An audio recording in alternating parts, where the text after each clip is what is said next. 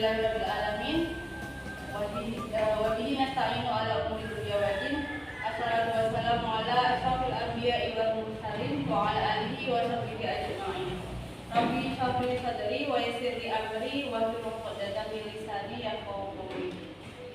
Kepada Bapak Kepala Sekolah Bapak Adi Muhammadiyah yang saya hormati, pada rekan-rekan guru di SMK Muhammadiyah 2 Jatinangor yang saya hormati juga, saya mengucapkan terima kasih pada kesempatan siang hari ini sudah meluangkan waktunya untuk mengikuti kegiatan diseminasi budaya positif.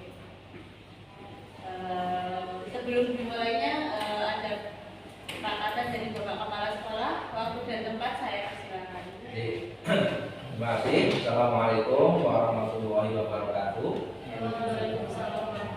Yang saya banggakan Bu Hoil CDP angkatan ke-11, yang saya hormati Bapak Ibu Guru dan yang saya banggakan anak-anak yang berbahagia, puji dan syukur mari senantiasa kita panjatkan kepada Allah Subhanahu wa taala. Pada siang hari ini dari teman kita CDP angkatan 11 Bu Hoil akan berbagi pada kita semuanya berkenaan dengan budaya positif. Selanjutnya, salam salam semoga tetap terlimpahkan pada Nabi Muhammad SAW yang senantiasa menjadi putra laksana bagi kita semuanya.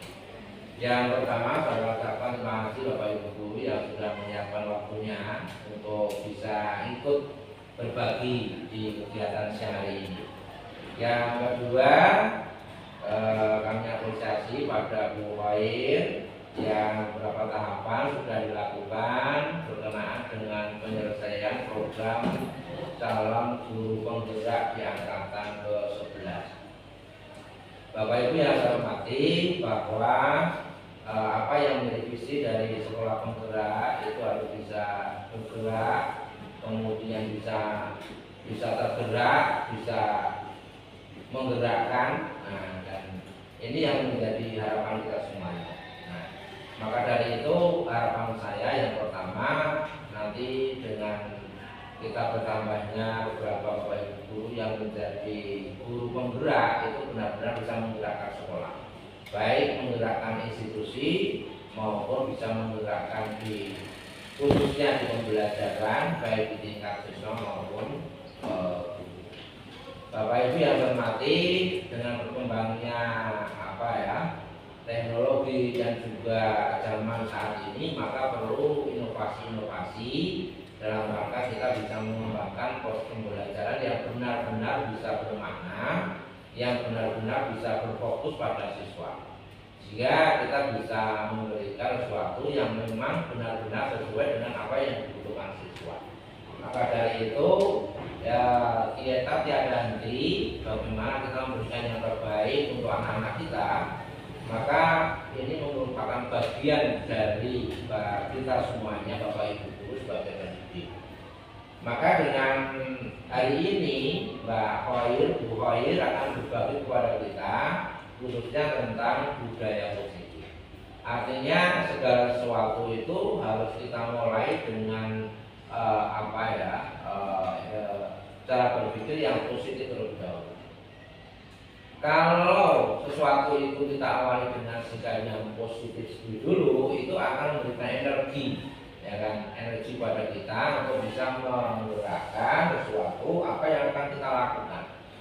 Tetapi kalau kita sudah a priori terlebih dahulu, dengan sebelum kita menerima sudah a priori, maka mungkin apa yang akan kita lakukan juga mungkin tidak bisa maksimal.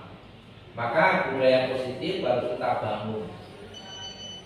Pertama, kita bangun pada diri kita masing-masing. Bagaimana kita melangkah, bagaimana kita bertindak, bagaimana kita melakukan sesuatu, bagaimana kita menangani siswa. Itu budaya positif itu harus kita mulai. Yang kedua, budaya positif yang juga nanti kita kembangkan, kalau kita implementasikan di kegiatan kita. Satu sisi harus kita mulai dari inisiatif sendiri, artinya ada minat, ya kan? Kalau dalam agama dan niat itu memang dulu ini nomor satu. Kemudian yang kedua, bagaimana kita mengimplementasikan, ya dengan budaya itu di sekolah kita, terutama kepada anak-anak. Nah, bagaimana kita mindset positif itu harus terbangun setiap kita melangkah, setiap kita melakukan sesuatu. Saya yakin bahwa dengan budaya positif itu nanti kita akan bisa merubah, ya kan, merubah sesuatu itu akan bisa dengan baik, akan bisa dengan nyaman. Nah, tapi kalau kita mengubahnya dengan terpaksa, mengubahnya dengan sifat yang a priori negatif, maka juga akan tidak baik. Maka nanti akan kita saksikan bersama dari Ibu Wail akan berbagi kepada kita semuanya bagaimana kita menerapkan budaya positif, baik itu secara kita pribadi maupun Bapak Ibu sebagai orang pendidik, dan nanti bagaimana kita juga akan melayani kepada anak-anak kita atau kepada siswa. Saya kira itu yang dapat kami sampaikan. Nanti selamat nanti untuk bisa berbagi, dan mohon nanti Bapak Ibu semua sudah memberikan tanggapan berkenaan dengan hal ini. Nanti dari materi ini bisa mengubah sikap kita, mengubah perilaku kita, mengubah mindset kita, bagaimana kita melaksanakan tugas sebagai seorang guru dengan baik. Saya kira cukup yang saya sampaikan, dan maafkan saya tidak bisa menemani ya, karena nanti saya harus rapat di kegiatan. Saya kira cukup. Terima kasih. Assalamualaikum warahmatullahi wabarakatuh. Waalaikumsalam warahmatullahi wabarakatuh. Oke, maaf ya. Mulai untuk kegiatan diseminasi budaya positif, oke? Ya, ini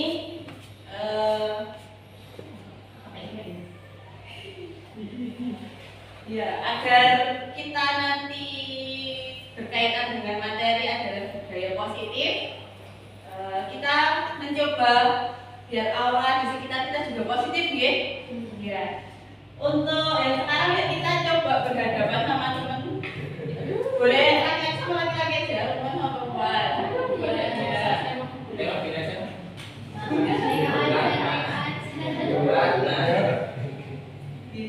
Monggo mau berdiri atau enggak? Aja gini apa? Oh ya. Ini agar membudaya positif, kita senyum dulu ya. Senyum selama 15 detik. 15 detik. Ya, senyumnya boleh senyum maksudnya, boleh senyum manis-manis juga boleh. Senyum manis-manis juga boleh ya. Tapi jangan terpesona berarti ya. Nah, dewa-dewa ya. Oke, bisa saya mulai? Waktu sudah berjalan, silakan tersenyum semuanya. Ya. Tahan ya, tahan ya. Oke. 2, 1, selesai. Terima kasih. Tepuk tangan dulu buat kita. Ya, biar sesuai dengan tema ya, budaya positif, juga aura kita yang tadinya negatif juga menghilang jadi positif gitu ya. Bapak Ibu, berdirinya saya di sini bukan berarti saya memberi pandangan. Kita sama-sama belajar, ya. Bukan berarti juga saya lebih tahu, saya lebih pintar mengenai materi ini, ya. Tapi di sini saya ingin menyampaikan apa yang sudah saya dapatkan di pendidikan guru penggerak angkatan 11 ini. Ya, siapa tahu nanti angkatan ke-12 dari panjenengan semua ada wawasan atau ada keinginan untuk ikut juga, ya. Begitu. Biar ada wawasan, oh berarti bisa saya mungkin gambarannya seperti itu. Ya. Terima kasih. Sebelum nanti saya masuk ke materi budaya positif, perlu kita ketahui dulu bahwasanya tujuan pendidikan menurut Ki Hajar Dewantara itu adalah menuntun segala kodrat yang ada pada anak-anak agar mereka dapat mencapai keselamatan dan kebahagiaan yang setinggi-tingginya, baik sebagai manusia ataupun anggota masyarakat. Nah, oleh sebab itu pendidikan itu hanya dapat menuntun tumbuh atau hidupnya kekuatan kodrat yang ada pada anak agar dapat memperbaiki lakunya bukan dasarnya, bukan dasar hidup atau bukan dasar tumbuhnya kekuatan kodrat anak itu. Nah, di sini ada kata-kata menuntun. Dari Bapak Ibu ada yang bisa memberikan pendapatnya. Menuntun dalam artian di sini itu menuntun yang bagaimana? Berjalan yang benar. Menuntun di jalan yang benar. Ada pendapat yang lain?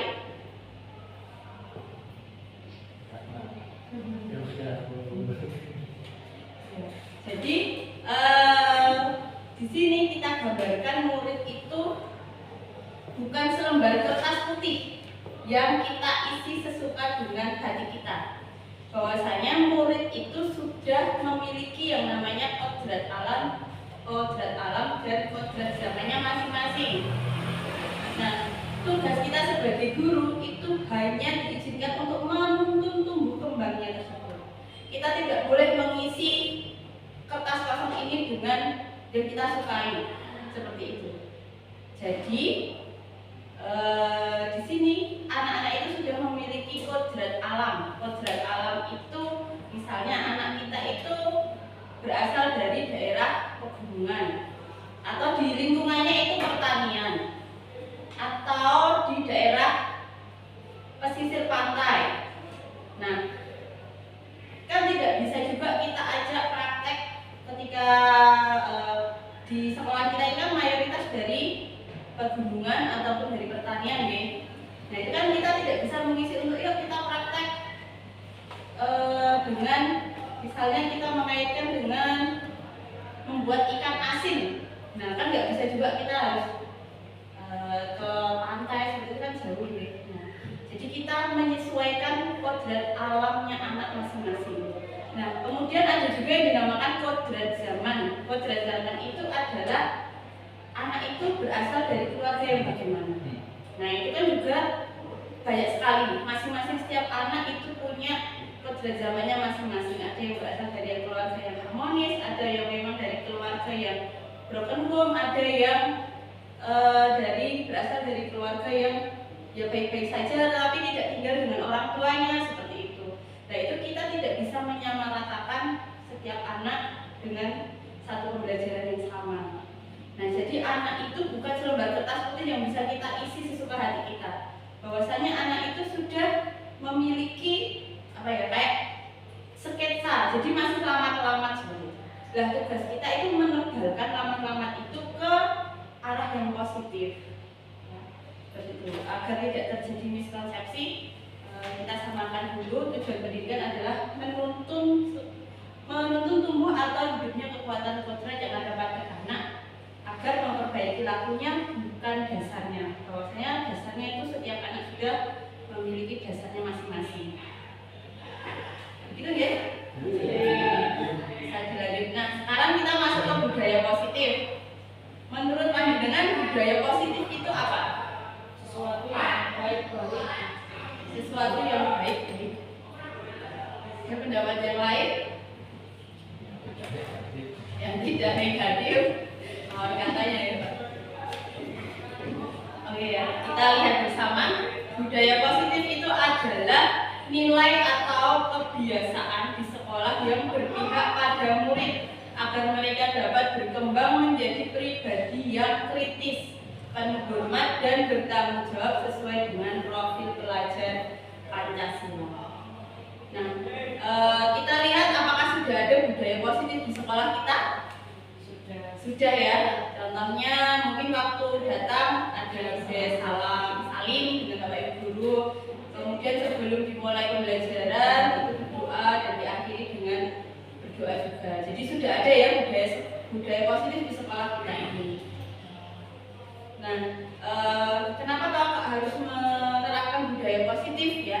Bahwasanya sekolah ini merupakan tempat siswa menuntut ilmu. Untuk itu diperlukan tempat yang aman dan nyaman agar mereka bisa mengekspresikan dirinya. Pada filosofi Ki Hajar Dewantara menjelaskan bahwa pembelajaran di sekolah itu harus bisa membuat murid memperoleh kebahagiaan yang setinggi-tingginya. Maka diperlukan adanya budaya positif di sekolah ini. biar nanti auranya semuanya menjadi positif seperti itu, dan anak berada di sekolah ini merasa aman dan nyaman sehingga mereka bebas mengekspresikan kreativitasnya seperti itu ya. Nah, untuk materi yang akan saya sampaikan nanti ada 7. Saya di pembelajaran guru penggerak itu mempelajari dari 7 materi ini kurang lebih 2 minggu. Dikasih waktu 2 minggu dari mempelajari materinya sampai membuat aksi nyatanya sampai di forum diskusi seperti itu. Nah, untuk ini nanti hanya saya sampaikan 1 jam ke depan, jadi nanti singkat-singkat saja, tidak masalah. Singkat saja tidak masalah, nanti untuk selebihnya kita bisa berkolaborasi di luar forum, mana ya? Untuk yang pertama itu perubahan paradigma belajar, yang kedua nanti disiplin positif, yang ketiga kebutuhan dasar manusia, yang keempat motivasi perilaku manusia, yang kelima restitusi posisi kontrol guru, yang keenam keyakinan kelas, dan yang ketujuh segitiga restitusi. Untuk yang pertama, paradigma perubahan belajar. Poin yang pertama adalah membangun budaya positif. Sekolah dapat menyediakan lingkungan yang positif, aman dan nyaman agar siswa mampu berpikir, bertindak, dan mencipta dengan merdeka, mandiri, dan bertanggung jawab. Ini harapannya dari budaya positif ya. Agar tercipta lingkungan yang positif, aman, nyaman, siswa mampu berpikir, bertindak, jadi membuat mereka ada rasa tanggung jawab seperti itu. Kemudian poin yang kedua, disiplin sangat berkaitan dengan kontrol guru terhadap siswa. Perlu kita ketahui bersama, siswa itu kalau mengerjakan tugas terus mengerjakan itu adalah kontrol dari kita, kontrol dari guru. Seperti itu. Atau siswa datang tepat waktu seperti itu juga, itu adalah kontrol dari guru. Nah, sekarang ini ada permainan cobalah buka. Ya, nanti silahkan berpasang-pasangan kalau ini ya, misalnya berpasang-pasangan. Ya, mungkin nanti bisa hadap belakang atau samping ke belakang ya. Ya, untuk permainannya adalah nanti yang satu sebagai A, yang sebagai B. Yang bertindak sebagai A adalah tugasnya mengepalkan tangannya. Ya, di dalam kepalan tangan ini Anda panjenengan itu berasumsi bahwa yang ada di genggaman panjenengan itu sesuatu hal yang sangat berharga, yang sangat mempengaruhi kehidupan panjenengan. Pokoknya ini berharga banget seperti itu. Dan nanti tugas dari yang B itu adalah berusaha membuka genggamannya ini. Caranya boleh digelitikin, boleh dibujuk, boleh ya, digoda boleh, dikei hadiah juga boleh, sampai dengan cara kekerasan juga boleh, monggo. Pokoknya ini tangannya bisa terbuka atau tidak dari genggaman tangan yang tugasnya si A. Monggo dicoba berpasang-pasangan. Monggo yang bertindak sebagai A siapa, yang bertindak sebagai B siapa?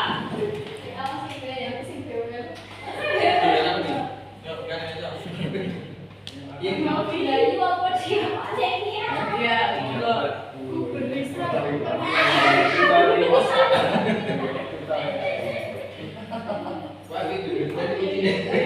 nggak harus ada barangnya Pak. Penting ini panjenengan dan keyakinan di dalamnya ini ada sesuatu yang berharga seperti itu.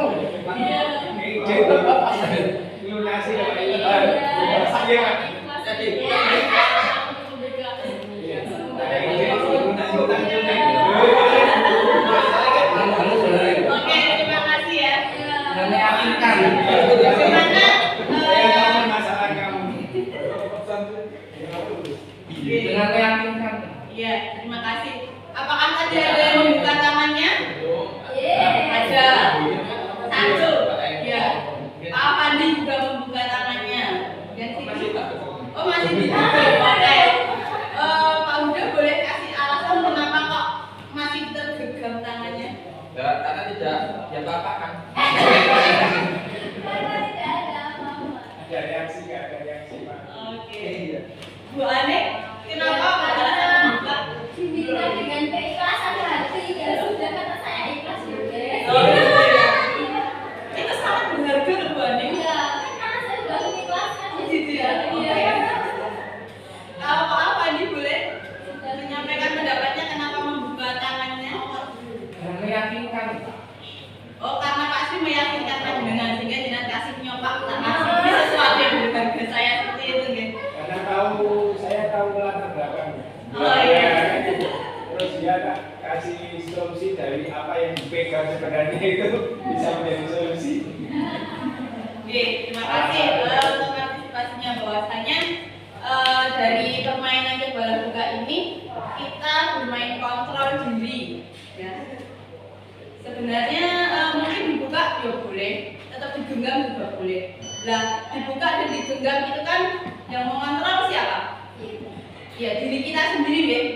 Mau dikasihkan ya monggo, mau tidak juga tetap kita pegang, itu adalah kontrol dari diri kita sendiri. Ya, seperti itu. Nah, lanjut ya. Ini mengenai miskonsepsi tentang teori kontrol. Miskonsepsi itu adalah beda pemahaman. Bukan salah, bukan, tapi beda pemahaman. Yang pertama itu adalah ilusi guru mengontrol murid. Pernah Bapak Ibu memposisikan diri mengontrol murid? Pernah ya, misalnya apa? Misalnya gini, yuk kalian baca dulu materinya. Ya. Nanti pasti kalian akan paham kan? Nah, apakah seperti itu semua siswa paham? Tidak, belum tentu ya. Nah, kemudian ilusi yang kedua, bahwa semua penguatan positif, efektif, dan bermanfaat. Gimana? Ilusi bahwa semua penguatan positif, efektif, dan bermanfaat. Misalnya kita kasih mas mbak, kalian belajar yang sungguh-sungguh, nanti kalian pasti akan mendapatkan juara 1. Iya, belum tentu juga ya seperti itu ya. Nah, kemudian ilusi yang ketiga, ilusi bahwa kritik dan membuat rasa bersalah mampu menguatkan karakter anak. Tidak juga ya, karena anak mungkin malah merasa down seperti itu dari kritikan kita seperti itu. Nah, selanjutnya ilusi bahwa orang dewasa itu berhak memaksa. Tidak juga ya. Jadi ini miskonsepsi mengenai teori kontrol. Ya. Kemudian selanjutnya dengan paradigma pembelajaran itu kita ciptakan pembelajaran dengan paradigma baru, ya, yang disebut dengan pembelajaran atau dirancang dengan pembelajaran berdiferensiasi, sehingga para murid belajar sesuai dengan kebutuhan dan murid itu menjadi atau berkarakter sesuai dengan profil pelajar Pancasila. Ada 6 dimensi. Ya, masih ingat? Beriman, bertakwa kepada Tuhan Yang Maha Esa dan berakhlak mulia, mandiri, bernalar, kritis, kreatif, bergotong royong, dan berkebinekaan global. Benar, tujuan kita itu ke sana. Lanjut ya. Untuk yang kedua materinya, ini singkat saja. Kita masuk ke materi yang kedua adalah disiplin positif. Nah, kalau saya katakan disiplin, itu ya pendapat dengan apa mengenai kata disiplin? Tepat waktu, mentaati segala aturan yang telah disepakati. Kita bisa bertanggung jawab. Jadi makna disiplin itu ya yang kaitannya sama kalau pas dengar kata disiplin gitu rasanya agak deg-degan, agak takut seperti itu ya. Kita harus mentaati semua aturan. Nah, bahwasanya kata disiplin itu berasal dari kata disiplina yang berarti belajar. Ya, berarti belajar.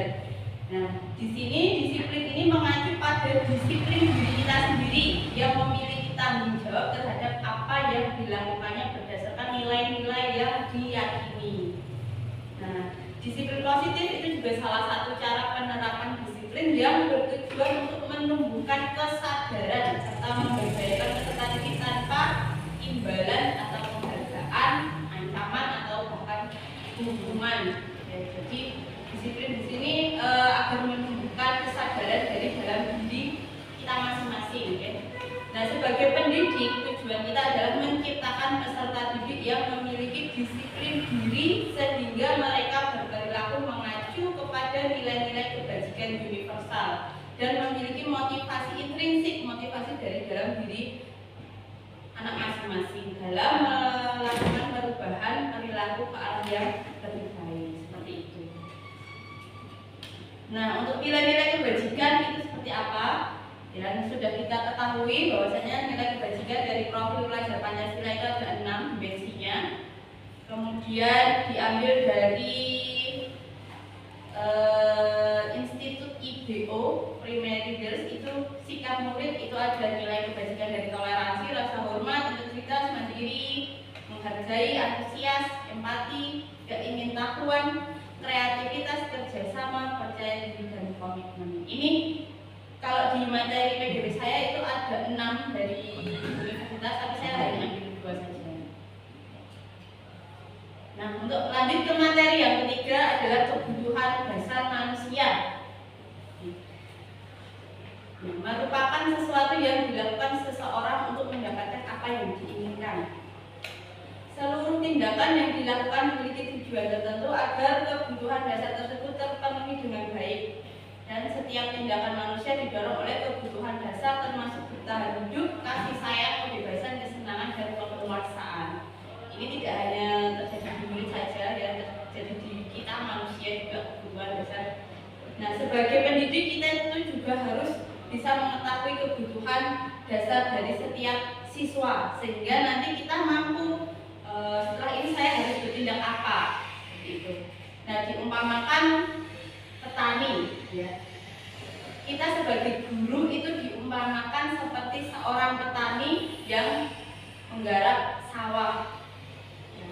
Sawah itu misalnya ada kondisi sawah yang memang sudah subur. Terus kemudian kita memilih benih padi yang super, unggul seperti itu. Nah, kira-kira nanti tumbuhnya bagaimana di tanah yang subur dengan benih yang unggul yang super juga? Baik. Ya, tentu akan baik ya. Nah, tapi belum tentu juga kalau misalnya di tanpa kita ragu. Ya, itu juga kan Bu? Iya. Ya, Dirawat.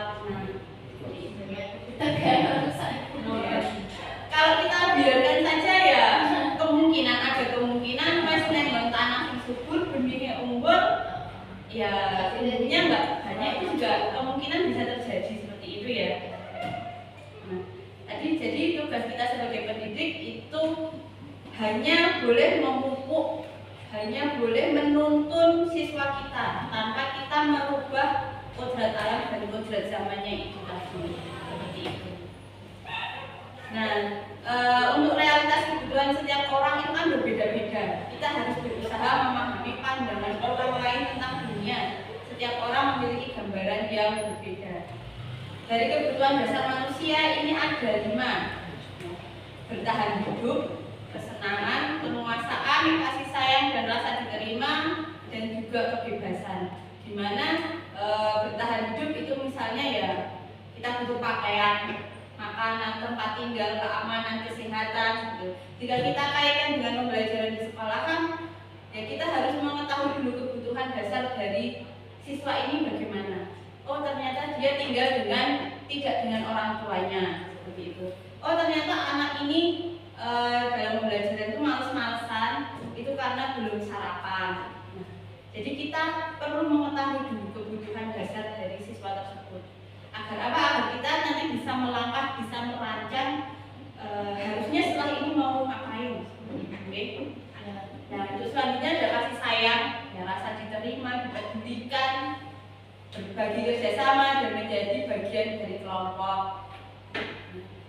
Kemudian ada kebebasan, mandiri, memiliki keinginan mencoba hal yang baru, mampu mengendalikan arah dirinya.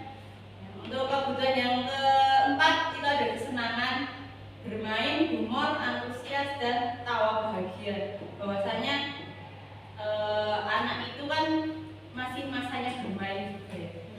Jadi kita biarpun masih SMK, sudah SMK itu juga bermain yang mungkin lebih mengarah ke proyek seperti itu. Juga ada penguasaan ya, harga diri, keinginan untuk dianggap memimpin, berprestasi, diakui dan didengar. Itu nggih? Lanjut, ini materi yang keempat adalah motivasi perilaku manusia. Ada 3 motivasi. Motivasi itu apa? Dorongan, dukungan. Ya. Dorongan atau dukungan gerakan yang timbul dari diri kita untuk melakukan sesuatu. Jadi timbul bukan dari eksternal, timbul dari diri kita ya. Nah, untuk motivasi ini dibagi jadi 3. Ya, yang pertama itu untuk menghindari ketidaknyamanan atau hukuman. Yang kedua untuk mendapatkan imbalan dari orang lain atau institut. Nah, kedua motivasi ini terjadi karena dari motivasi eksternal. Untuk yang nomor 3, motivasi untuk menghargai diri sendiri. Misalnya, panjenengan setiap hari datang sebelum jam 7 dan pulang setengah 4, itu atas dasar motivasi apa? Ya, ada yang bermotivasi mengharap imbalan dari luar ya, berarti itu masih motivasi eksternal. Ya, ada yang berkewajiban mungkin itu sudah memunculkan rasa tanggung jawab dari diri. Itu ya, itu motivasi itu ya, tidak masalah ini teori motivasi ya. Ada 3 mungkin. Ya, aku nanti kalau tidak berangkat sebelum jam 7 sampai setengah 4 ya nanti nggak dapat insentif hadir mungkin. Terus saya nanti kalau nggak berangkat sebelum jam 7 sampai setengah 4 nanti minta kepala ya. Itu karena ketidaknyamanan atau hukuman ya. Jadi ada 3 motivasi seperti ini ya. Lanjut ya. Nah, untuk selanjutnya dari teori motivasi tadi ada yang dinamakan hukuman, konsekuensi, dan restitusi. Hukuman itu apa? Hukuman itu sesuatu yang menyakitkan terjadi bersifat mendadak. Nah, hukuman ini biasanya juga satu arah dari guru untuk murid, terjadi karena dipaksa. Nah, dampaknya terhadap anak bagaimana kalau kita menerapkan hukuman itu adalah anak kemungkinan itu anak akan menyembunyikan kesalahan, mendorong untuk menyalahkan dirinya sendiri. Ya, ini dampak dari hukuman. Kemudian kalau konsekuensi itu apa? Konsekuensi itu sesuatu yang harus terjadi. Ada kesepakatan sebelumnya. Ya, tidak nyaman untuk murid jangka pendek. Dampaknya bagaimana? Dampaknya mendorong kepatuhan, konsep diri baik, murid juga bisa taat kepada peraturan, tapi ini dalam jangka waktu yang pendek seperti itu. Kemudian ada yang dikatakan restitusi ya. Restitusi itu merupakan pilihan penguatan murid untuk jangka panjang. Masalahnya bisa terpecahkan. Dampaknya bagaimana? Dampaknya bisa mendorong disiplin positif, konsep diri kuat, murid belajar untuk memecahkan masalah. Bisa dipahami dari ketiga materi ini? Contohnya yang restitusi. Ya, contohnya dari yang restitusi itu adalah kita tidak langsung menghukum, tidak langsung memberikan konsekuensi, tetapi kita menggali dulu. Nanti setelah ini ada materinya segitiga restitusi, ada 3 langkahnya. Nanti aja ya bicara. Sekarang kita belajar mengenai hukuman dan konsekuensi. Ada kuis setelah ini, mohon diperhatikan dan dijawab. Ya, hadiahnya nanti ada. Es tehnya bulatnya. Mari kita berlatih apakah ini termasuk hukuman atau apakah ini termasuk konsekuensi. Ketinggalan button. Ya. Ini ya, yang pertama, lari mengelilingi lapangan basket 2 kali karena terlambat hadir di sekolah. Ini termasuk hukuman atau konsekuensi? Hukuman.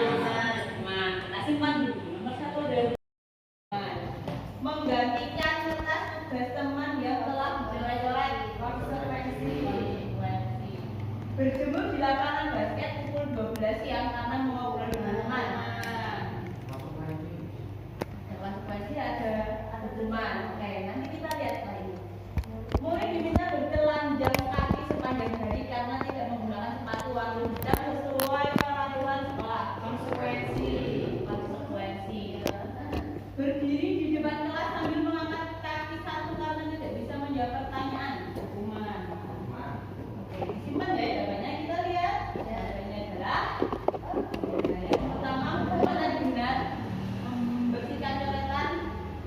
Benar ya, tadi juga konsekuensi. Murid diminta push up adalah hukuman. Menggantikan kertas tugas teman yang telah dicoret-coret itu adalah konsekuensi. Berjemur di lapangan salah satu.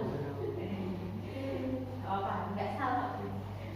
Berjemur di lapangan basket ini hukuman. Kemudian murid diminta bertelanjang kaki adalah hukuman. Berdiri di depan kelas adalah hukuman. Dicandai dulu yang tadi jawabannya salah berapa ya? Tidak seumpama itu intervensi. Seumpama itu berapa itu hukuman, tapi kita jadikan sebuah konsekuensi juga bisa. Karena itu berat Pak menurut saya. Karena apa namanya? Yang mana Pak? Tadi jadinya ini ya. Yang menyiksa. Yang murid diminta bertelanjang. Ini. Murid diminta bertelanjang kaki sepanjang hari karena tidak menggunakan sepatu warna hitam sesuai peraturan sekolah. Seharusnya itu konsekuensi ya, karena itu konsekuensi dalam peraturan saja. Jika nggak menggunakan atau jika ramai, ada contoh diskusi. Pahami lagi. Konsekuensi yang mana tadi? Cuma mana ini? Ya, orang yang menyakitkan itu hukuman. Ada kesepakatan sebelumnya. Oke, makanya jika apabila hukuman itu dijadikan kesepakatan sebelumnya, ada kesepakatan juga bisa termasuk. Enggak, di situ tertulis hukuman, tapi sebenarnya kita sudah membuat kesepakatan sebelumnya. Kan bisa konsekuensi. Oh ya, ada masalah. Nanti kita di materi saya itu juga ada yang namanya kesepakatan atau keyakinan Pak. Ya, ada juga bedanya nanti peraturan dengan kesepakatan atau keyakinan. Dan nanti kita bahas di belakang. Lanjut. Untuk masuk materi yang kelima adalah restitusi. Itu sebagai posisi kita sebagai kontrol guru. Ya. Ini dibedakan menjadi 5. Yang pertama penghukum, yang kedua pembuat merasa bersalah, yang ketiga teman, keempat pemantau, kelima manajer. Ada 5 posisi kontrol kita sebagai guru. Yang pertama sebagai penghukum. Ya. Senyum sepertinya ini menandakan bagiannya bersihkan seperti penghukum. Padahal kan itu juga hukum. Ya, tidak masalah. Oke. Di sini penghukum itu nada suaranya biasanya tinggi, bahasa tubuhnya itu biasanya matanya melotot, dari luarnya suka melotot tidak. Jadi menunjuk serta bergaji itu ciri dari kontrol guru penghukum. Kemudian kalimat yang biasanya muncul itu terlambat tadi, pasti terlambat. Kapan bisa teka waktu ya?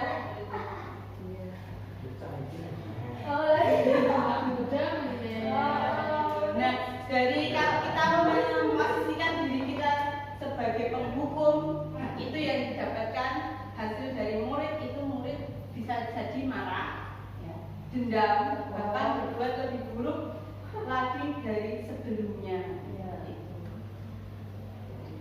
Bisa dipahami ya? Bisa. Lanjut, ini yang kedua, kontrol guru sebagai pembuat merasa bersalah. Biasanya itu suaranya memelas, halus, sedih gitu ya. Nah, bahasa tubuhnya itu merapat pada murid, lesu seperti itu. Nah, kalimat yang biasanya muncul itu, kamu kan sudah berjanji tidak terlambat lagi toh. Ibu benar-benar kecewa lah. Lebih lembut lagi ya dari hukum. Hasilnya dari ini adalah murid merasa bersalah, merasa menjadi orang yang gagal dan tidak sanggup membahagiakan orang lain. Mungkin juga di perasaan murid ada perasaan seperti ini sebenarnya. Kemudian lanjut ya, ini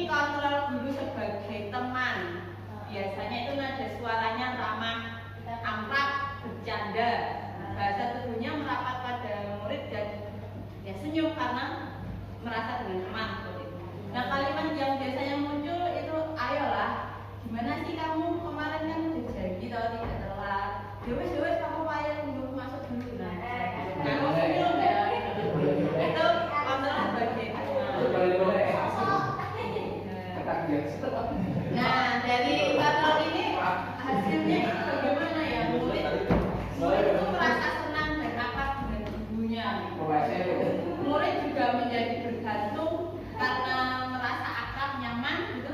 Jadi murid ini mungkin juga ada perasaan bergantung pada guru dan selalu berharap untuk dibantu. Ya, ini kalau kita memastikan diri kita sebagai teman. Lanjut ya, yang keempat ini pemantau. Pemantau ini biasanya nada suaranya datar, bahasa tubuhnya formal. Ini yang suka atau yang tidak suka tersenyum. Datar. Nah, biasanya kalimat yang biasanya muncul itu, tahukah kamu jam berapa kita masuk? Kamu terlambat 15 menit. Kamu tahu konsekuensi yang harus dilakukan jika terlambat? Berdiri di lapangan. Itu hukuman dia. Kemudian hasil dari kontrol sebagai pemantau itu mungkin murid memahami konsekuensi jika melanggar peraturan. Murid juga merasa tidak nyaman. Kemudian dari posisi manajer. Posisi manajer itu biasanya nada suaranya tulus, bahasa tubuh tidak kaku, mendekat ke murid. Kemudian kalimat yang biasanya muncul itu, apakah kamu tahu jam berapa sekolah dimulai? Jadi kamu terlambat ya? Terus kira-kira bagaimana kamu dari masalah ini? Apakah kamu bisa datang lebih awal? Kemudian hasilnya, kalau kita menerapkan kontrol sebagai manajer itu mungkin fokus pada murid ya. Murid itu juga bisa mengetahui kesalahannya dan bisa mencari solusinya sendiri. Nah, dari kelima posisi kontrol ini semuanya boleh kita pakai, tidak harus yang sebagai teman tadi lebih enak ya, tidak selalu kita terapkan sebagai teman, tidak selalu juga kita terapkan sebagai manajer. Kita lihat situasi dan kondisi dari kasus siswa tersebut ya. Kita juga boleh kok menghukum, nah itu anaknya bola balik kan ya, Gemes ya? iya benar juga kan. Kita bukan pahlawan atau bidadari yang hati atau apa seperti itu ya. Kalau tiap hari di kan ya kan benar Ya, sampai tadinya juga ada pasien tersebut. ya begitu. Nah ini mari kita bermain kasus posisi kontrol guru. Ada yang berkenan membacakan budaya literasi? Itu juga ada yang sapu. Ya, berani. Biasakan ya. Kelihatan Bermain kasus posisi kontrol guru. Bu Ani adalah seorang guru bahasa Indonesia di sebuah SMP. Ia dikenal tegas dan disiplin dalam kelasnya. Setiap kali ada siswa yang melakukan kesalahan kecil sekalipun, seperti tidak mengerjakan PR atau terlambat masuk kelas, Bu Ani langsung memberikan hukuman fisik ringan, seperti menjepit telinga atau membuat siswa berdiri di sudut kelas. Bu Ani beranggapan bahwa hukuman fisik adalah cara paling efektif untuk membuat siswa cerdas dan disiplin. Ia sering berkata, kalau tidak diberi hukuman, anak-anak ini tidak akan belajar. Siswa-siswa yang sering dihukum oleh Bu Ani merasa takut dan tidak nyaman berada di kelasnya. Mereka menjadi pasif dan tidak berani bertanya atau berpartisipasi dalam pembelajaran. Oke, dari ilustrasi kalimat ini ya, kita bisa mengambil bahwasanya Bu Ani ini jawabannya adalah mengambil posisi kontrol sebagai apa? Senyama atau tidak apa? Dari kelihatan kan ada 5 posisi kontrol ya Bu ya, penghukum, Sebagai penghukum. sebagai penghukum ya. Ya bisa kita ketahui bersama ini dari kalimat langsung memberi hukuman fisik seperti menjepit telinga atau membuat siswa berdiri di sudut kelas. Nah, kita lihat jawabannya. Nah, dalam kasus ini Bu Ali jelas menempatkan dirinya sebagai seorang penghukum dan ia menggunakan hukuman fisik sebagai alat utama untuk mengontrol perilaku siswa. Padahal hukuman fisik itu kan tidak hanya efektif dalam jangka panjang ya. Bisa jadi setelah kita jewer atau setelah kita hukum anaknya mengulangi lagi ya, ada kemungkinan seperti itu ya. Nah, dari hukuman fisik itu kan juga menimbulkan dampak negatif yang serius bagi siswa, misalnya dia trauma ya, dari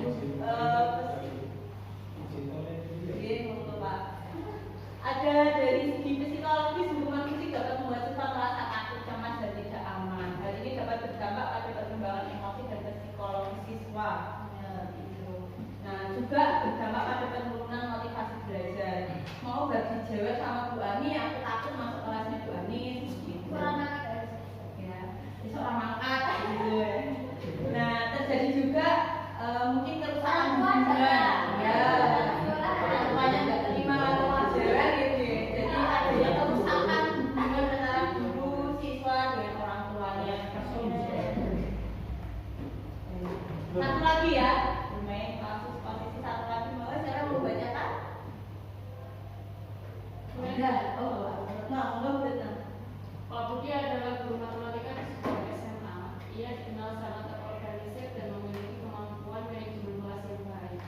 Setiap awal semester, Pak Budi selalu menyusun rencana pembelajaran yang detail, lengkap dengan tujuan pembelajaran, materi yang akan diajarkan, metode pembelajaran, dan penilaian yang akan dilakukan. Selain itu, Pak Budi juga melibatkan siswa dalam proses pembelajaran. Ia sering membagi siswa menjadi kelompok-kelompok kecil untuk mengerjakan tugas kelompok atau diskusi. Pak Budi juga memberikan kesempatan kepada siswa untuk menyampaikan pendapat dan ide-ide mereka dalam pembelajaran. Ketika ada siswa yang mengalami kesulitan dalam memahami materi, Pak Budi selalu sabar memberikan penjelasan tambahan atau memberikan tugas tambahan yang lebih mudah. Ia juga sering mengadakan sesi tanya jawab untuk memastikan bahwa semua siswa memahami materi yang diajarkan. Oke, dari ilustrasi cerita ini, Pak Budi menerapkan posisi kontrol sebagai apa? Penghukum, teman, pembuat merasa bersalah, apa tadi? Manajer, teman, pemantau, ada 5, penghukum, teman, pembuat merasa bersalah, pemantau, dan manajer. Dari ilustrasi ini, Pak Budi menerapkan posisi kontrol sebagai apa? Manajer. Oke, kita lihat jawabannya. Dalam wajah ini Pak Budi menempatkan dirinya sebagai seorang manajer ya. Perlu kita ketahui bersama dari kalimat tadi, ia tidak hanya berfokus pada transfer pengetahuan, tapi juga mengatur proses pembelajaran secara efektif dan efisien. Nah, dari Pak Budi menerapkan sebagai manajer ini, ya mungkin bisa didapatkan perencanaan yang matang, kemudian partisipasi dari siswa itu Pak Budi melibatkan siswa dalam proses pembelajaran sehingga siswa merasa lebih aktif dan bertanggung jawab atas pembelajaran mereka. Juga penyesuaian pembelajaran itu Pak Budi mampu menyesuaikan metode pembelajaran sesuai dengan kebutuhan dan kemampuan siswa. Fokus pada hasil belajar, Pak Budi selalu memastikan bahwa siswa mencapai tujuan pembelajaran yang telah ditetapkan.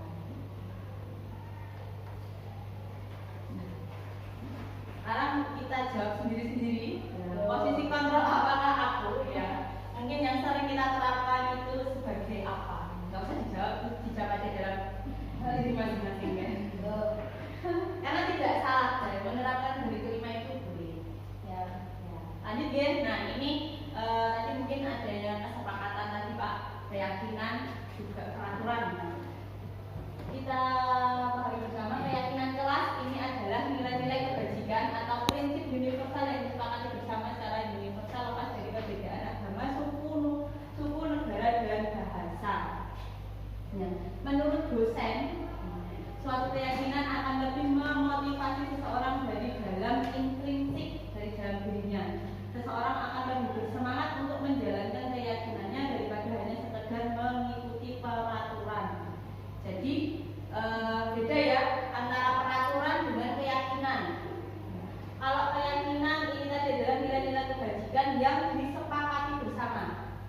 keyakinan kelas, kesepakatan kelas. Beda dengan yang dinamakan peraturan. Kalau peraturan itu dibuat dari satu sisi, ya. Misal dari Pak Ari membuat ya. Kalau kita misalkan menerapkan kesepakatan kelas, kita buat dengan siswa. Jadi ada kesepakatan. Bisa dipahami ya? Biasanya peraturan, keyakinan ataupun kesepakatan kelas. Enggak mungkin gambarnya. Ini ada gambarnya tapi enggak muncul. Ini disuruh memberikan dokumentasi kegiatan membuat keyakinan kelas bersama peserta didik kelas 11 DKV 1. Jadi sebelum memulai pembelajaran itu alangkah baiknya kita sebagai pendidik itu membuat yang namanya keyakinan kelas. Nah, keyakinan kelas ini dibuat bersama siswanya. Kesepakatan apa yang nanti bisa kita sepakati bersama dalam pembelajaran ini. Ya tujuannya namanya kita buat sendiri ya untuk ditegakkan sendiri bersama komunitas belajar kita di kelas. Ini contohnya di kelas 11 DKV 1 seperti itu.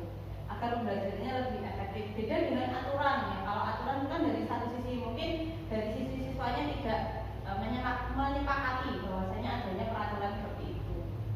Gitu. Lanjut ya. Ini hasil keyakinan kelas dari kelas 11 DKV 1 yang saya buat bersama anak-anak. Yang pertama adalah ruang kelas bersih, indah, rapi, membawa peralatan sekolah secara mandiri, menghormati guru dan teman sekelas, menggunakan HP yang untuk belajar, menggunakan bahasa yang sopan, berpartisipasi aktif dalam diskusi kelas, bersedia dan siap bila sewaktu-waktu tidak disuruh, pembelajaran yang menyenangkan, tenang saat pembelajaran, teman dengan semuanya, jajan waktu istirahat, meja paling depan diisi terlebih dahulu. Ini kesepakatan yang saya buat bersama di kelas 11 DKV 1. Semoga nanti bisa diterapkan di kelas masing-masing. Untuk membuat keyakinan kelas seperti ini, kita menggunakan kalimat yang positif. Jadi tidak boleh menggunakan kata tidak atau dilarang. Mungkin saya sebelumnya juga belum tahu mengenai keyakinan dan kesepakatan ini. Saya tahu dari pendidikan dan penggerak ini. Semoga nanti bisa diterapkan. Ternyata juga membuat suasana pembelajaran di kelas itu lebih enak.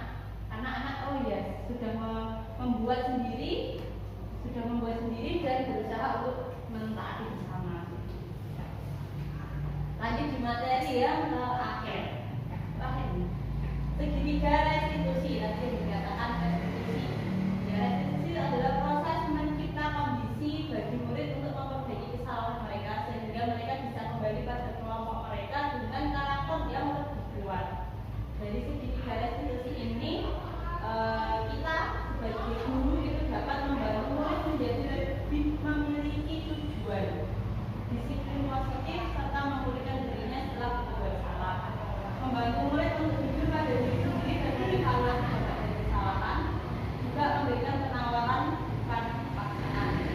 Ini bisa kita terapkan jika untuk kasus yang awal, ya. Cuma kasus yang berulang kita tidak bisa menggunakan ini. Nanti kita berhati lebih cepat, selalu memaafkan dan itu tidak bisa. Ya, nah ini adalah tahapan dari segitiga restitusi. Yang pertama itu menstabilkan identitas. Dari tahap pertama ini yang bisa kita lakukan dengan kalimat misalkan seperti ini. Setiap orang itu pasti pernah melakukan kesalahan. Atau kamu bukan satu-satunya yang pernah melakukan kesalahan seperti ini. Saya sebagai guru juga pernah. Itu di langkah menstabilkan identitas. Ketika ada kasus dengan siswa ya, ada kasus siswa, kita menyelesaikan dengan tahapan segitiga restitusi. Langkah yang pertama adalah menstabilkan identitas. Kemudian langkah yang kedua validasi tindakan yang salah. Nah, dengan contoh kalimat bagaimana? Contohnya kamu tentu punya alasan mengapa kamu melakukan hal ini. Atau ada cara yang lebih efektif untuk mendapatkan apa yang kamu butuhkan. Untuk langkah yang ketiga adalah menanyakan keyakinan. Keyakinan kelas apa yang telah kita sepakati. Atau kamu ingin menjadi orang yang seperti apa. Terus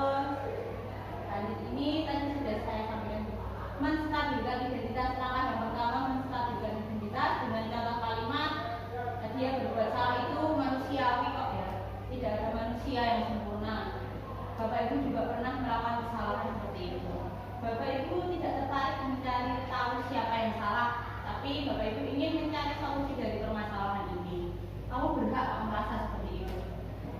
Ini contoh dari langkah menstabilkan identitas. Kemudian yang kedua adalah langkah validasi tindakan yang salah. Kalimat yang bisa kita sampaikan di sini, misalnya kamu pasti punya alasan mengapa melakukan hal itu. Kamu pasti juga bisa melakukan hal yang lebih buruk dari ini loh. Atau kamu patut bangga pada dirimu sendiri karena kamu telah melindungi sesuatu yang penting buatmu. Jadi tidak serta-merta kita langsung menyalahkan. Dan kata kunci kasus yang pertama ya. Untuk langkah yang ketiga adalah menanyakan keyakinan. Nah, setelah kita gali tadi ada menstabilkan identitas, validasi tindakan yang salah, kemudian yang terakhir kita menanyakan keyakinan. Kalau kita sudah membuat keyakinan kelas di kelas tersebut, kita bisa menanyakan apa keyakinan kelas dari setelah kamu langgar. Nilai-nilai apa yang telah kita sepakati, seperti apa gambaran kelas yang ideal menurut kamu, atau kamu mau jadi orang seperti apa. Ini langkah dari segitiga restitusi atau tiga. Nah, ini dokumentasi saya ketika melakukan segitiga restitusi. Tapi nggak ada suaranya.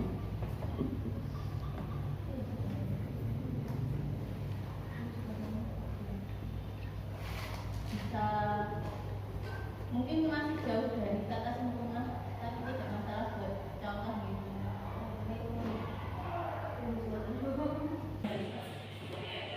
Ini contoh dokumentasi kegiatan dari segitiga restitusi saya, praktek bersama Mas Maulana.